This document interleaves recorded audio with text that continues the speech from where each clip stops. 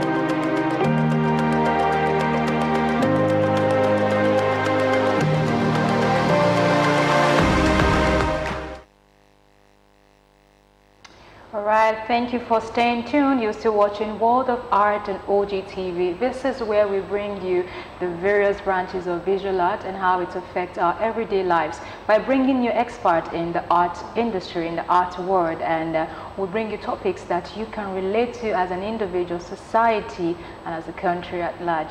Now, today we're taking a close look at artificial intelligence. Now, you must have heard it a couple of times, but you might not know the relationship it has with art. Well, on the program today, we are taking a close look at artificial intelligence and the future of art practices. And to take us further on this conversation today, I'm being joined by Professor Chris Funke Ifeta. But just before we go ahead with our conversation today, I want to quickly tell you this. Now, a professor of arts said this statement: art is very important to our everyday lives. So is artificial intelligence. Now, the problem is what we need to do in current time is convincing the students about the importance of artificial intelligence and art. In this case, the students comprises of everyone, comprises of you, the students, artists themselves, and let's just say everybody. And that's why we're talking about it on the program today. Please join me and welcome another of our interesting guests. We had you last year on the program and it was really an insightful time. And I trust today you will do absolutely well to our topic of conversation. Thank you very much. Thanks for inviting me. It's good to have you.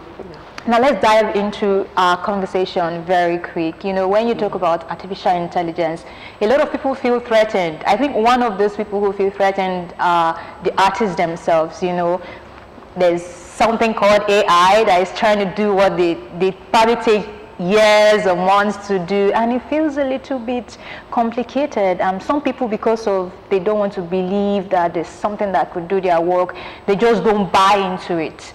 But before we go into the conversation, let's try and explain or discuss why it's important in our existence today. I'm talking about artificial intelligence, AI.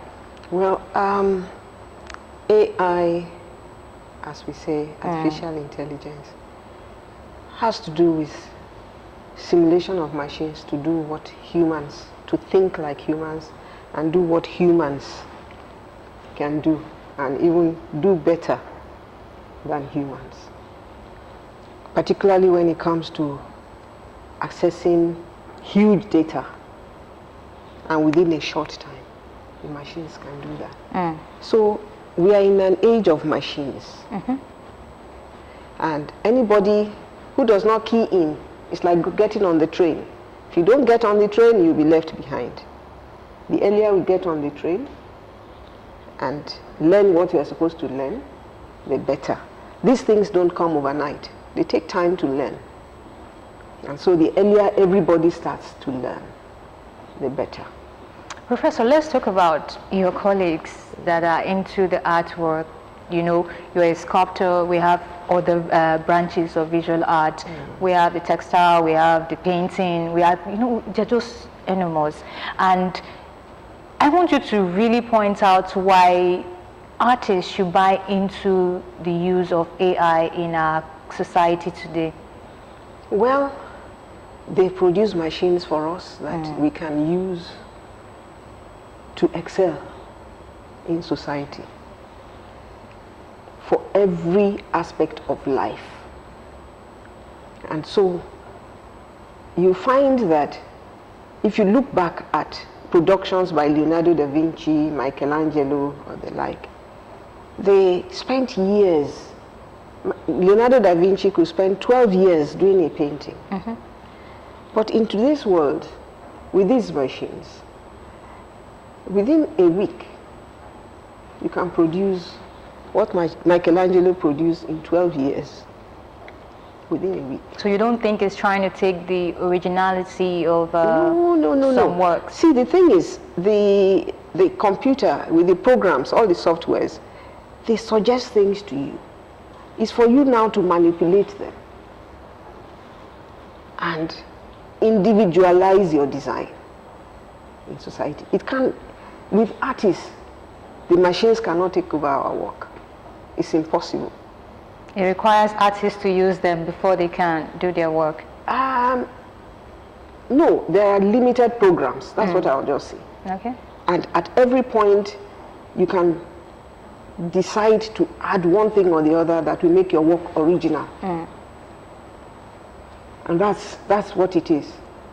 So we should not be afraid of going into using these machines to produce. You know, when we always talk about people embracing AI, I think it's not just that easy, because as artists, you've been used to this particular way of doing something, and then there's a different approach. It means you have to go back to learning from the scratch how to use these tools. And for some people, maybe age is not by their side, or probably the environment is not enabling to teach these things. Now, let's talk about how effective is the study of artificial intelligence in our society today. Maybe if we have that in order, people can begin to buy into embracing it as a society. I agree with you that to a large extent age matters. I wish I were 30 years younger in this age of this technology, but it has met me at this time. I'm approaching 70 and I'm into it. I learned it. You learned it? Yes. How did you do that? I didn't.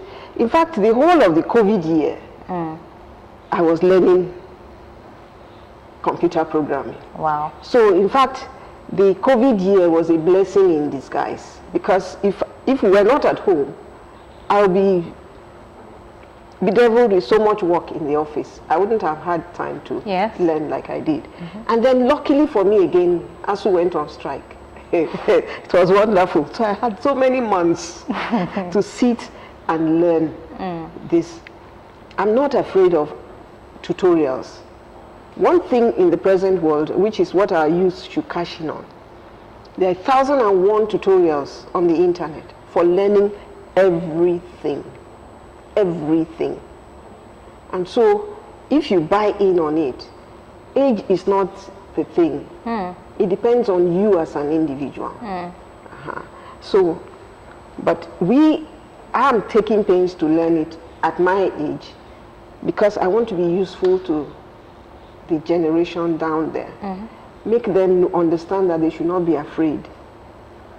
One thing about computer is you immediately you sit in front of a computer, and that's what is affecting a lot of elderly people. They are afraid of the computer, the machine. They believe that they are going to spoil it, or they are going to do something that will crash it and all. And that's why someone like me, I first went to do computer engineering. I went to learn about the computer. I went with children that were 18 years, 20. I joined their class, and they will pieces the computer, tell us to put it back together, that time the computer is not as it is now. We could pieces them and put them together. So age is not supposed to be a barrier to learning. But the younger you are, the better. Let's talk about those who are not age affected now. We still have artists that are very, very much of age, you know, those that are studying in tertiary institutions and those who haven't really had the chance to really practice. Now, you are here, and I like that you are giving us the experiences and having done that, and I believe a lot of them are watching right now. So I need you to also talk about the need for them to embrace this. A lot of them are used to the conventional way we do it in school, the way they were taught and all of that, but you know, not most of these tertiary institutions have actually buy into the idea of, does the curriculum in the tertiary institution have that for art students? Well, I think with the new CCMAS curriculum, they've given us a benchmark, and they've allowed different universities 30% of the curriculum. The CCMAS is 70%. We are supposed to make it, add 30% of our own to it, and a lot of universities are including digital operations in their learning, digital, not necessarily digital art, but computer in experiences in the curriculum. So I think all universities are buying into this age of technology, the use of computers and all that. But the thing is, digital art, we should not be waiting for computer scientists to teach us digital art, which is why I'm into it, so that I learn the tricks of scripting for artists and then encourage them to take up some of these programs. You find that if you tell an artist that you have to use Python. Coding, yeah, coding, that's the scary part. It will scare them, but you see, a lot of work has been done in the area of coding by engineers in the computer. So there are tricks to how to get these things. You don't have to do them. You don't have to really code, but you must know how to manipulate codes to suit your own designs. And if we have to teach, we teach them the tricks of how to go about it. It requires more than one application. Requires more than one application. You work in one and then you use another to upgrade it. In fact, in the end, you bring it out again and use manual to touch it, to make it an individual thing, original to you. So it's an interesting age we are in, and the earlier the artists get into it, the better. You know, the interesting part of it is getting to meet someone who is not just saying this, but into it. Yeah. And I think that's what we kind of lack, a percentage of people like you in a tertiary institution, because most of these lecturers, for instance, no offense to those who teach art, you know, they might not be able to say all that you're saying now, because a lot of them have not had to take these lessons or even learned. And in the situation where the teachers who are supposed to impact the younger generation don't even speak like this or don't have something like this to offer, what's the future of art? With someone like me coming up now, series of workshops will be held for teachers, for students and all. Once they are shown the way, I will say I'm lucky. I'm lucky because I have grown-up children who are I have one that is an engineer and into computer science. I have one who is a multimedia technologist. And so these are all my teachers, plus the tutorials I learn. I know it's not easy for them. There are times when they teach me some things and I will keep asking. I say, oh, mommy, you learned this thing 2 days ago. You're asking me. This is about the 10th time you're asking me. Yeah. I know. And I'll just beg them, look, don't be tired. Don't be tired. Just allow me. And gradually, I've been into intensive training since 2019. So if I were in the university, I'll be graduating this year. So I will say that I'm graduating now. Now I can come out and say, I know this, I know that. And it's interesting. for some people who do not have the resources at their disposal like you do, I mean, you just mentioned you had people who kind of supported you, and that's quite interesting. But not everyone, like you said, have such resources around them. What can they do to get better? Well, get close to people like me. That's just it. Attend as many workshops as possible. There are always workshops coming up that people have to attend. And let's not be afraid of science, because you come to do a bit of science. You have to know trigonometry. There are aspects of it that you must know. There are basic areas like economics that you have to learn, and so many little things here and there that is not a lot of artists are not conversant with, that they have to learn. But like I said, just a trick here and there, and you are there. Okay. There are very many easy way out of going about the art. You don't have to learn everything. Just learn one. Make use of that one, and you carve a niche for yourself. So from all you're saying today is artificial intelligence is not too difficult, or not difficult at all. It's not a threat. Good.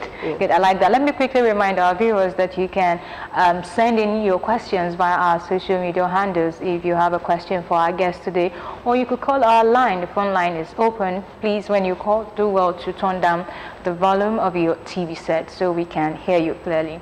Now, we're still talking about artificial intelligence and the future of the practice of art. I like to think government has a huge role to play. Now, you're much of age, and you try to explain the importance for young people to embrace this, you know, but when young people do not have an enabling environment, it becomes difficult. And that's why I want to bring government into the picture now. You know, every year, every administration, there's always provision for young people to learn skills, to learn all these things. And do we really see some of these skills tilting towards artificial intelligence and promoting art? Yeah, this age, in fact, like you said, it's important that the government, those who are in authority, understand the situation we are in. But it doesn't seem as if they do. It's unfortunate. It doesn't seem as if they do, because every day you see a lot of youths are unemployed, and all you are teaching them is barbing and adire making and the rest. You are spoiling the lives of these youths. Somebody goes to the university, spends 4 years in the engineering department, and he finishes, and all you want to teach him is adire making. Let's go. Thank you for joining us, Adebola. Yes, thank you for joining us today. Adebola, are you there? Okay, please continue. Okay. I think, like you said, the government has to help. We have a lot of mineral resources in Nigeria. They should deviate from adire making and barbing and all that. But there's nothing wrong with adire making. No. Adire will still be made. Okay. But don't get somebody who studied engineering to come and be doing adire, or somebody who did another course. You've wasted 4 years of his life in the university, or 5 years. Look for something within the area of what he studied, and further equip him to produce. For example, what stops our government buying little machines for the finishing of tomato products? I mean, for tin tomatoes? Yes, for producing tin tomatoes. What stops government from buying? That's also one of the work of artists? No, I'm just talking of, we are talking of other areas. Okay. We have mineral resources. Cutting stones is part of our profession. Yes. We buy all these trinkets for millions of naira. When the stones are in our backyard, why can't we teach our students to cut stones so that they produce gemstones, produce unique jewelry? Yes. That's a profession. So there are things like that. Okay, for example, we don't do any form of production. Why don't you gather them, teach them foundry process, so that we can learn to produce parts of the car?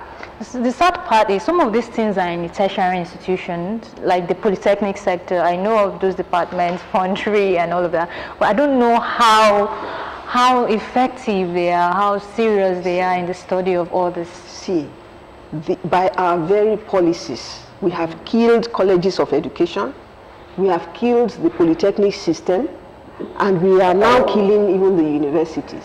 Hello. Hi, thank you for joining us. Yes, please go ahead with your question. I can hear you. I just want to contribute to what Mama is saying. Okay, please. You know, this Nigeria we are now, this Nigeria, those are our leaders, they know what they are doing now. You hear me? They know what they are doing. They just want to destroy the poor people in Nigeria for them not to have future. You hear me? We have a lot of mineral resources in Nigeria. You understand? If those people that is our leaders, anyone that they just want to swear in the position, I believe in my heart they should go into tradition system, to swear them with tradition system. You understand? If they try that, then we will not support our Nigerian economy. That's the only thing I have to say. Okay, thank you. What's your name and where are you calling us from? I'm calling from Lagos State. Okay, thank you so much for calling. We appreciate your contribution. That's a huge one. Well, you were talking about colleges, polytechnic, yes. And... You see, if we want to empower youths, equip these polytechnics, colleges of education, and use these different laboratories, studios and all for your empowerment programs, using the lecturers as facilitators. When you don't equip these institutions, how can you empower youths? That's true. I do agree with you. We have a question on Facebook. Shola is asking from Abeokuta, as an art educator, do I need to be a professor before I become an art educator? No. If you do from the very first degree, we have BA education, BA. So you can, as you are studying the art, you do education courses, and from your very first degree, you are an educator. But if you went to school and you didn't do education, I mean, if you went to university or so, you can come and do PGDE. Okay, I think we have Adebola back online. Thank you again for joining us, Adebola. Yeah, thank you. Yes. Welcome. Yeah, actually, I have much interest on what Madam is saying. Okay. I'm working part of one of the universities in Abeokuta. Yes, federal university. And we have a lot of issues from our elders, especially in my own department. They come from our IT to come up. Hello? We can hear you. Yeah. One of the IT, please, you need to be fast or try to summarize your question or contribution. We don't have time on the program. You said? We need you to summarize or speeding up your contribution, Adebola. Time is not on our side. I think Adebola has so much to say. Well, you can call us next week and send in your questions or contribution. Well, this is how far we can go on the program. Today we've been able to dissect a little bit because it's quite a broad topic. Yes, artificial intelligence and the future of art practice. And we have Professor Funke Feta, who is a professor in creative art from the Taicho Larin University. And she's been able to, give us all that we need to know on the program. I want to say thank you so much for coming on the program again. It's always a good time to have you on the program. And for everyone watching, artificial intelligence is here to stay. And like I said before, it's just about convincing the students. And In this school of thought, everyone is the student needed for the convincing. My name is Miriam Usman. I'll join you again next week where I bring you another artist, and of course we'll take you through another topic on the program. This program is brought to you by Prince Yemisi Shillong, legal practitioner, Africa's largest private art collector, grand donor and chairman of Council Yemisi Shillong Museum of Art, and also the grand patron SNA Ogun State Chapter. Until I see you, bye for now.